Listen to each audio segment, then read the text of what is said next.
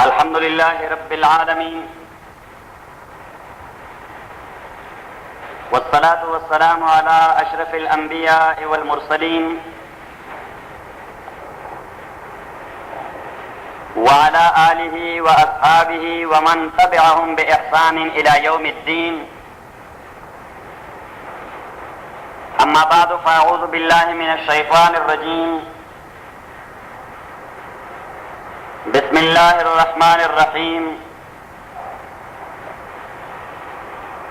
ومن يؤت الحكمة فقد أوتي خيرا كثيرا. وقال رسول الله صلى الله عليه وسلم: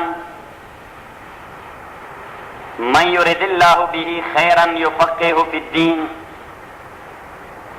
صدق الله وصدق رسوله النبي الكريم ونحن على ذلك لمن الشاهدين والشاكرين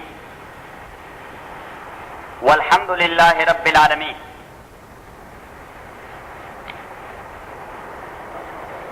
Last time we talked about the aims and objectives of Sharia. To revise that lecture in brief,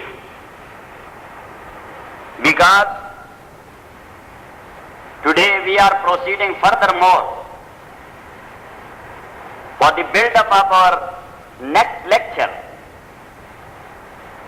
Therefore, we are in need of to review or to revise the foundation.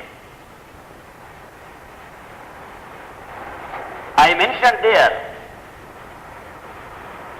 that in Holy Quran and Sunnah we find three terms. One, Deen. The second one, Sharia. And the third one, that is fiqh. In Holy Quran, Allah subhanahu wa ta'ala said, Inna ad-deena inda Allah al-Islam. What deen is mentioned there? Allah subhanahu wa ta'ala said, لِكُلٍّ جَعَلْنَا مِنْكُمْ شِرْعَةً وَمِنْهَاجًا. Or, ثُمَّ جَعَلْنَاكَ عَلَى شَرِيعَةٍ مِنَ الْأَمْرِ. The word shir'a and sharia is mentioned here. And Allah subhanahu wa ta'ala said, فَلَوْلَا نَفَرَ مِنْ كُلِّ فِرْقَةٍ مِّنْهُمْ طَائِفَةٌ لِيَتَفَقَّهُوا فِي الدِّينِ. The word لِيَتَفَقَّهُوا, that is derived from the word fiqh. Now, we must have a thorough study of these three words dictionarily and as a term used in Holy Quran and Sunnah. As far as deen is concerned, sometimes it is used for act, sometimes used in the meaning of business and transaction or muamalat. Sometimes it is used for reward and compensation. Sometimes it is used for a set of faith and belief. And sometimes it is used for a set of laws, rules, qawaid and zawabit. That is the dictionary meaning of the word deen. While as a term, as Allah subhanahu wa ta'ala said, Inna ad-deena inda Allah al-Islam. The word deen is an alternative of Islam is deen and religion. That deen in the sight of Allah subhanahu wa ta'ala is only Islam. There is nothing else which is to be titled as deen. You can say that is a kind of ideology. That is an outlook. You can say that is a system or set of rules.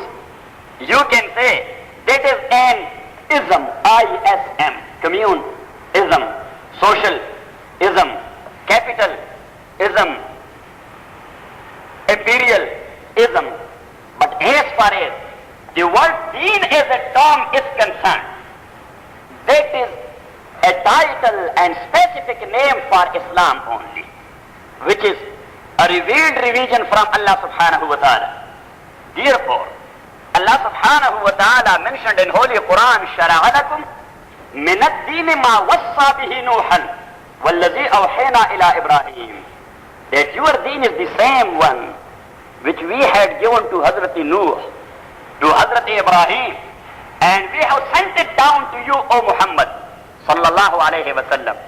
Sometime Allah subhanahu wa ta'ala used the word ummah. وَأَنَّ هَذِهِ أُمَّتُكُمْ أُمَّةٌ وَاحِدَةٌ. Since Adam up to Muhammad, all those who followed the revealed rules of Allah subhanahu wa ta'ala, they are the same in one group. There is no any difference between the followers of Nuh and Ibrahim, or between the followers of Ibrahim and Musa, or the followers of Musa and Isa, or the followers of all of them and the followers of Muhammad sallallahu alayhi wa sallam. So deen means Islam, which is a perfect and complete code of life. As I mentioned there, that first of all we will start from faith and belief. The first chapter of deen is beliefs.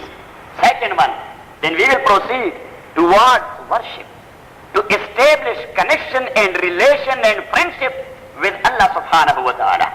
What for we are going to offer our prayer? What for we are trying to do fasting? Only to have a connection with Allah subhanahu wa ta'ala. To become close to Allah subhanahu wa ta'ala. To be much more nearer to Allah subhanahu wa ta'ala. After ibadah, there is another field and another chapter or shoba and branch of deen, which is called family law or fiqh al-usra. A Muslim family, how it will be established and be united, and how the family members are to be dealt with by the chief of that family. What will be the rights and duties of every individual as far as a family, a Muslim family is concerned. What will be the rights of parents, but what will be the duties of parents? What are the rights of children, but what are their duties? What is the right of a woman or a wife, but what are her duties? What is the right of a husband and what will be his duty? So, that is the third chapter or third branch of deen. While the fourth one, then you will have connection and relation with your fellow human being as far as your social life is concerned. There will be some business, some transactions and businesses. So Sharia or deen has given you rules in this regard. How you will buy, how you will sell, how you will register a case of preemption, how you will go to a court of law regarding your mortgage or lease or partnership, how you will launch your partnership with your partner as far as financial matters are concerned. The fifth one, as you know, that every human being has two requirements of his nature. One, lust and wishes, through which he demands something, he acquires something, while when someone will try to snatch his right, he has all the right to defend himself.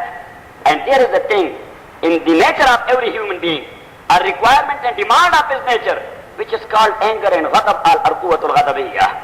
Because if you will not have any kind of ghadab, you cannot defend yourself. You will be a silent spectator there. You cannot defend your faith.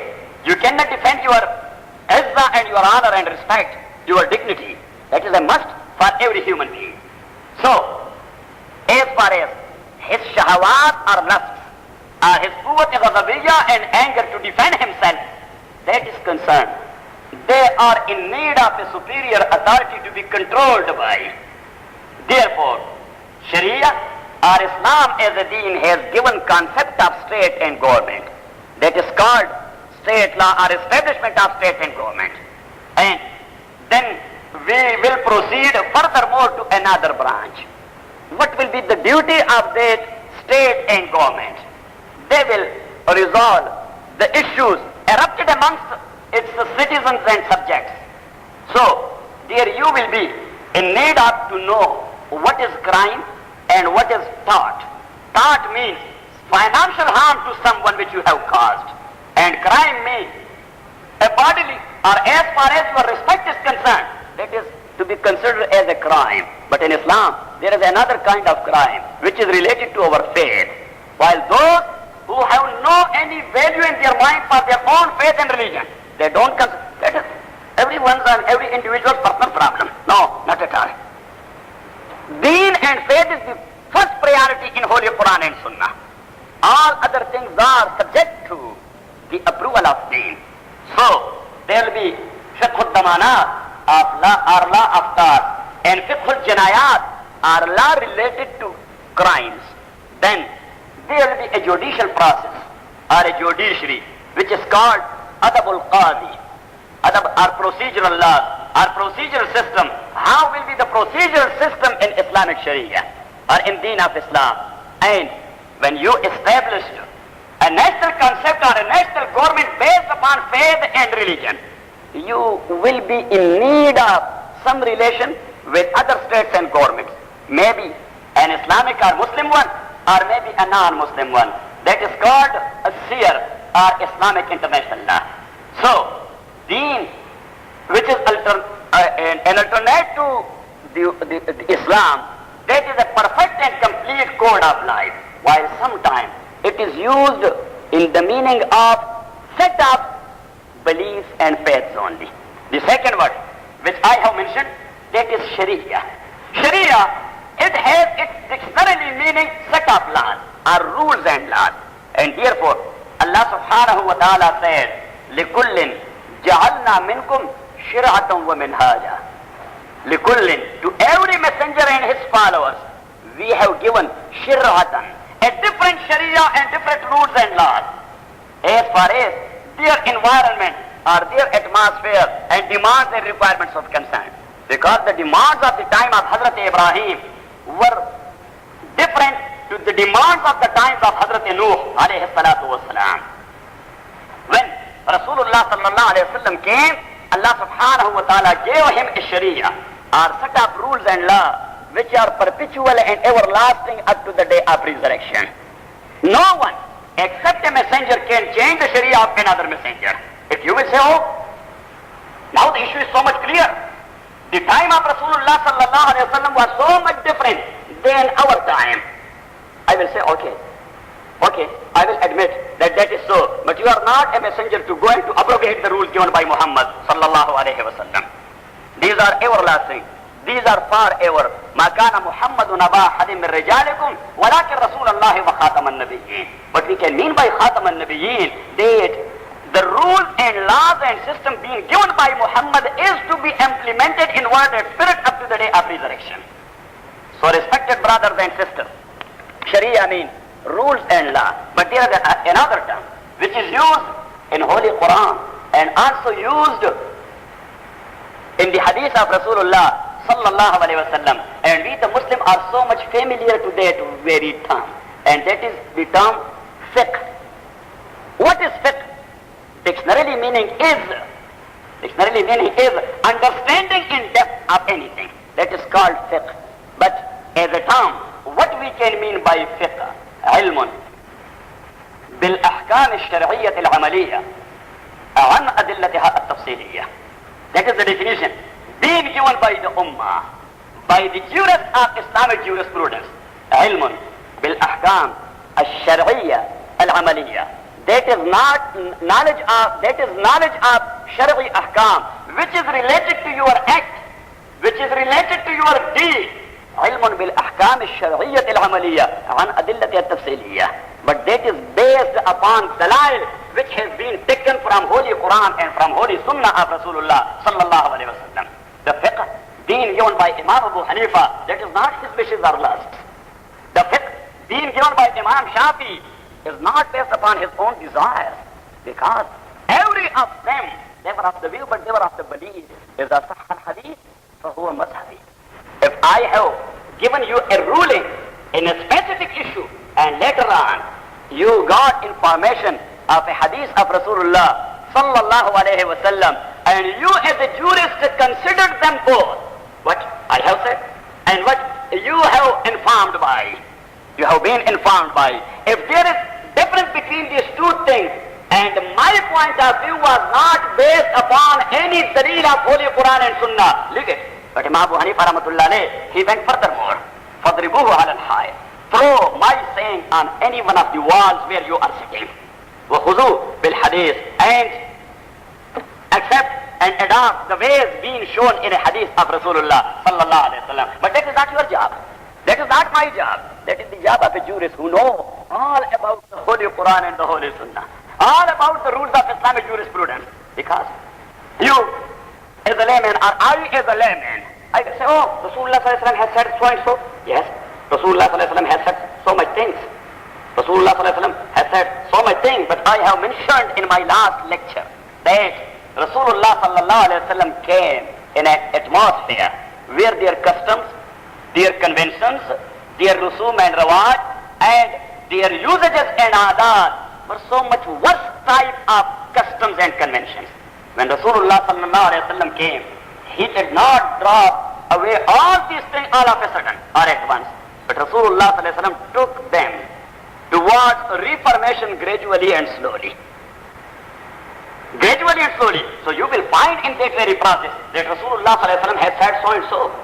Because you will find there that here we have seen in a hadith narrated by Hafiz ibn Kathir, rahimahullah, that Hazrat Ali radiyallahu ta'ala anhu has said that we people were invited by Abdul Rahman ibn Auf radiyallahu ta'ala anhu to a dinner in his house. And at that time I led Salat Maghrib, and we had taken wine and khamr, and we were out of our sense at that time because of the use of these intoxicants.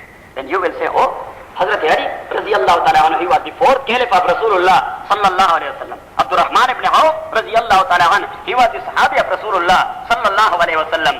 Most of the sahaba, they were present at that very dinner and they were taking wine. No problem, we will take also. Inna lillahi wa inna ilayhi raji'un.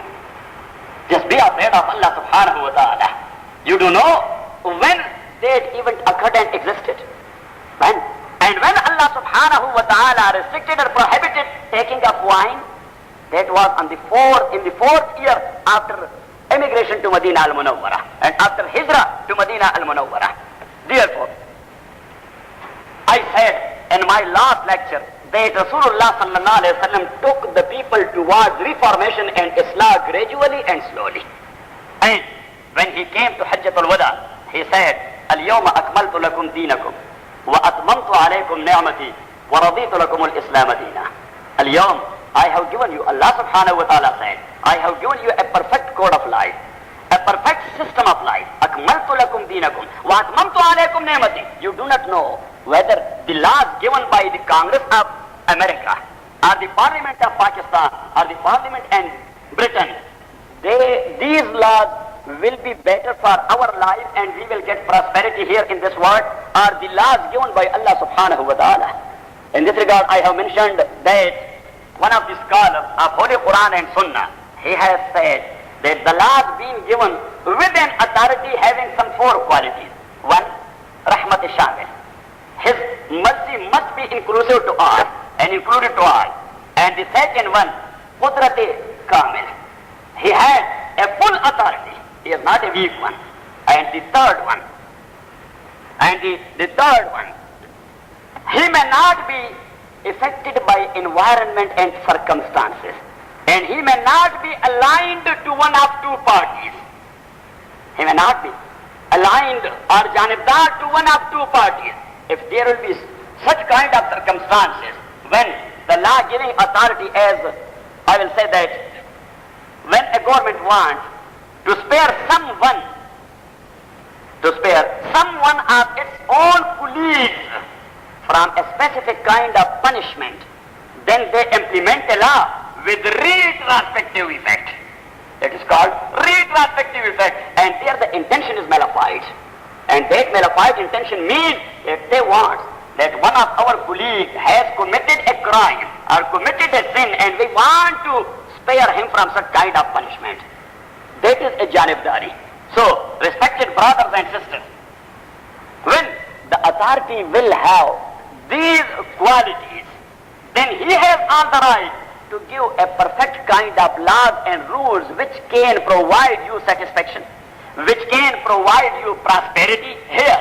And as that authority is only Allah subhanahu wa ta'ala, His knowledge is a complete and perfect one. He knows the past, the present, and He knows the future as well. If we will say that Allah subhanahu wa ta'ala had given the laws and rules being given to Muhammad sallallahu alayhi wa sallam, which were according to the circumstances Muhammad had at Medina or at Mecca, or his colleagues have at Mecca. Just imagine, whether you are a mu'min, you believe in the knowledge and in the sifa and the quality of Allah subhanahu wa ta'ala, you believe in the very wording of Allah subhanahu wa ta'ala, innahu alimun bi dhati sudur, wallahu ya'lamu antum la ta'lamun. Therefore, whenever Allah subhanahu wa ta'ala gives us a specific rule in this regard, and you will apply your own circumstances, there Allah subhanahu wa ta'ala right away says, wallahu ya'lam, do believe in what I have given to you, because Allahu ya'lam, Allah knows the future, wa antum la ta'lamun. And you don't know what will be the what will be the result, ultimate results of this kind of thing. So, respected brothers and sisters, in this regard, I had mentioned last time that objectives of Sharia.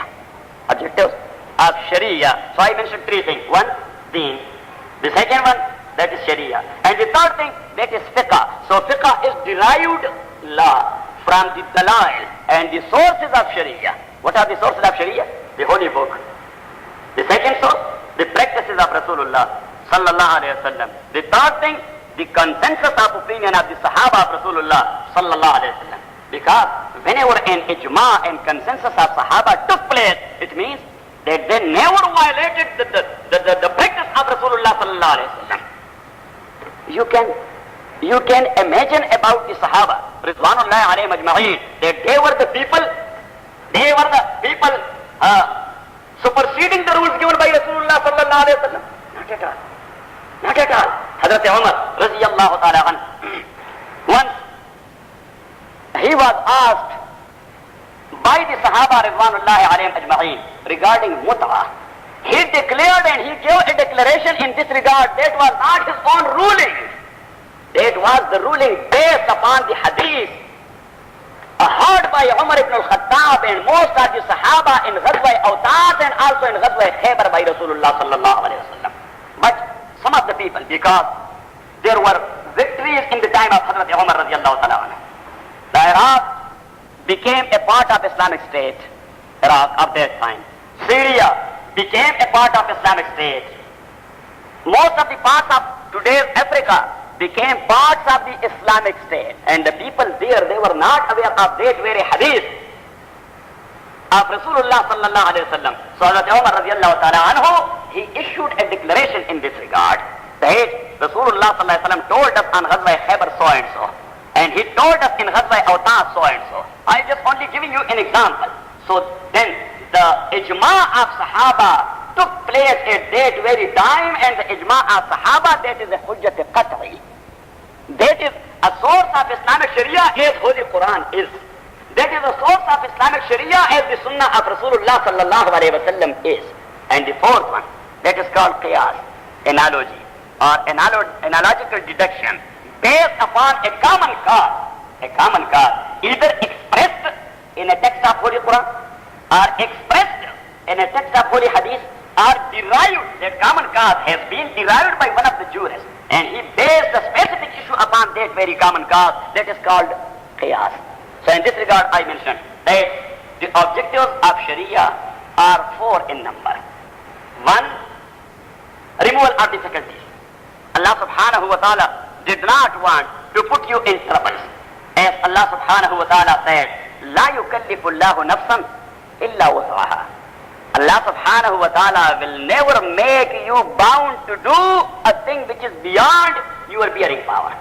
وَمَا جَعَلَ عَلَيْكُمْ فِي الدِّينِ مِنْ حَرَجٍ. Allah subhanahu wa ta'ala has not made anything mandate which can cause you trouble. وَمَا جَعَلَ عَلَيْكُمْ فِي الدِّينِ مِنْ حَرَجٍ. يُرِيدُ اللَّهُ بِكُمُ الْيُسْرَ.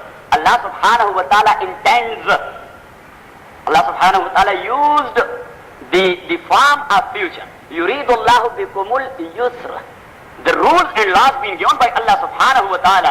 In the future, Allah subhanahu wa ta'ala intends for you the yusr and the sahuda and the ease.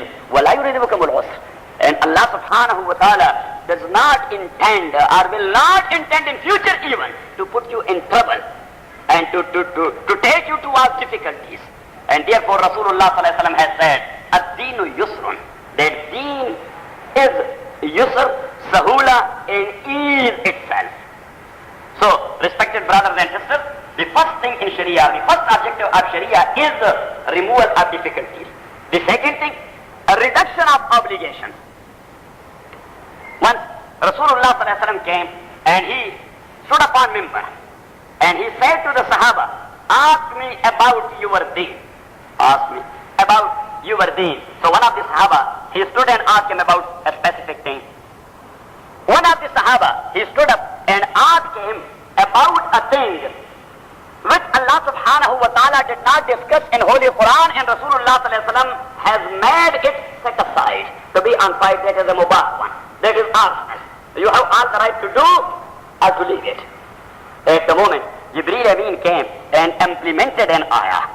Not only that, he brought that ayah. Ibn Taymiyyah, rahimahullah, has mentioned in Usul al-Tafsir that Jibreel Amin came and he ordered Rasulullah sallallahu alaihi wasallam on behalf of Allah subhanahu wa ta'ala that recite to them the verse of Holy Quran, Ya ayyuhalladhina amanu, la tas'alu an ashya'a in tubda lakum tasu'ukum wa in tas'alu anha hina yunazzalu al-Quran tubda lakum ghafallahu anha. From that very ayah, the jurist, Abu Hanifa, Imam Shafi, Ahmad ibn Hanbal, Makhul, Ata ibn Abi Rabah, Sa'id ibn Musayyib, Sa'id ibn Jubair, Hasan al-Basri, Waqi ibn al-Jarrah, Imam Sha'bi, Ibn Uyayna, Sufyan al-Thawri, Qadi ibn Abi Layla, Imam Zufar, Nuh ibn Abi Maryam, Hasan ibn Ziyad. Because the jurists, they are plenty in number. There were not only 4 imams, there were plenty in number. But the fiqh or the laws or sharia being given by these 4 imams or 5 imams, including Imam Ibn Hazm and Imam Dawood, Zahiri of Ahl Hadith, that was compiled by their disciples. There the people started to follow these imams, and as far as the remaining imams are concerned, though they were the teachers of these great imams, as I mentioned the name of Imam Shafi, he was the teacher of Abu Hanifa, rahimahullah. I have mentioned the name of Waqi ibn al-Jarrah, he was the teacher of Imam Malik ibn Anas, rahimahullah. I have mentioned Qadi ibn Abi Layla, he was jurist as Imam Abu Hanifa was, but he could not get such kind of disciple as Abu Hanifa had, like Muhammad ibn Hasan al-Shaybani, or Qadi Abu Yusuf, or Zufar, or Hasan ibn Ziyad, or Nuh ibn Abi Maryam, or Imam Malik, or later on Imam Shafi, a person who was student of Imam Malik and also student of Muhammad ibn Hasan, rahimahullah, who was the disciple of Hazrat Imam Abu Hanifa, rahimahullah. So they compiled their fiqh, they compiled their law, and they presented it to the ummah in a compiled state. You will see 6 compiled book by Imam Abu Hanifa and 7 compiled book by Qadi Abu Yusuf, and that is based upon the ijtihad of Imam Abu Hanifa, rahimahullah. Kitab al-Athar li Muhammad, al-Muwatta lil Imam Muhammad, al-Sir al-Kabir lil Imam Muhammad, al-Sir al-Saghir lil Imam Muhammad. That is based upon Islamic international law only. The specific subject of these 2 books are Muslim international law. How you will deal other Islamic or non-Islamic state when you will get power in a specific state which you have. So, respected brothers and sisters, the second thing is reduction of obligation. That is the objective of Sharia. Second thing, Allahu anha. Allah subhanahu wa ta'ala says that I have left it to you to do it or not to do it, but subject to or provided you may not violate the basic principles of Quran and Sunnah. For example, if you will say that in Holy Quran Allah subhanahu wa ta'ala has mentioned only 4 things, إِنَّمَا حَرَّمَ عَلَيْكُمُ الْمَيْتَةَ وَالدَّمُ وَلَحْمُ الْخِنْزِيرِ وَمَا أُهِلَّ لِغَيْرِ اللَّهِ بِهِ. That Allah subhanahu wa ta'ala has forbidden for you to eat al-maytah, the murdar, al-maytah, the murdar, and the second one was the blood of the veal of an animal, and the third one walahmul khinzir, the pig, wama uhilla lighayri llahi bihi, and a pledge which you have made but not in the name of Allah subhanahu wa ta'ala, in the name of someone else than Allah subhanahu wa ta'ala, which is called nazrun niyaz in our terminology. We can say in English pledge, that will be a kind of pledge or something like that. How, Dr. Purisam? That will be a pledge. I will say that is a pledge which you have made not in the name of Allah subhanahu wa ta'ala, but in the name of someone else than Allah subhanahu wa ta'ala. So that is وَمَا أُحِلَّ لِغَيْرِ اللَّهِ. Now, if you will study the Holy Quran thoroughly, you will not find a fifth one as far as your eating is concerned that is prohibited by Holy Quran. It is prohibited by Holy Quran. But you are bound just to study in which circumstances Allah subhanahu wa ta'ala commanded so and so. The pagans of Makkah, they used to eat either meta or dam or lahmul khinzir or ma uhilla li ghayrillah. So Allah subhanahu wa ta'ala right away picked up these four things. That these are the forbidden in the Sharia of Muhammad sallallahu alayhi wa sallam. And you are going to oppose Muhammad only for the sake of opposition sallallahu alayhi wa sallam. And in this regard, what is haram and what is halal in Sharia as far as your eating of meat and beef is concerned? Rasulullah sallallahu alayhi wa sallam said, kullu zi nabin min as-sibah wa kullu zi mikhlabin min at-tuyur fahuwa haram. Rasulullah sallallahu alayhi wa sallam has given us a formula in this regard, a kuliya in this regard, that any one of the animals which will take food with by his teeth and cut it, and any kind of bird which can tear its food or something like that with its teeth. Rasulullah sallallahu alaihi wasallam said, these kinds of animals and birds are forbidden for you to be eaten. So, now you will ask me about a specific bird in India. For example, Dr. Saqib will ask me that we have a bird there in India, whether that is halal or haram. And I haven't seen that very bird. I haven't heard even about that very bird. How I will say? I will present to him this very formula being given by Muhammad sallallahu alayhi wa sallam. Just apply it. If that is not of such a kind, then that is halal. That is mean afallahu anha. That you may not ask Rasulullah sallallahu alayhi wa sallam about your specific issues. You ask him about the principle. He will give you the principle. He will give you the sources of Islamic Sharia. So the second objective of Sharia is reduction of obligations. And the third thing, that is universal justice. What for Allah subhanahu wa ta'ala has sent the messengers to provide justice and to teach justice to the human being. Nowadays, there is a violent propaganda against Islam and Muslims. That they are cruel, or they are brutal, or they are zalim, or they are terrorists, or they are dahshatgard. Inna lillahi wa inna ilayhi raji'un.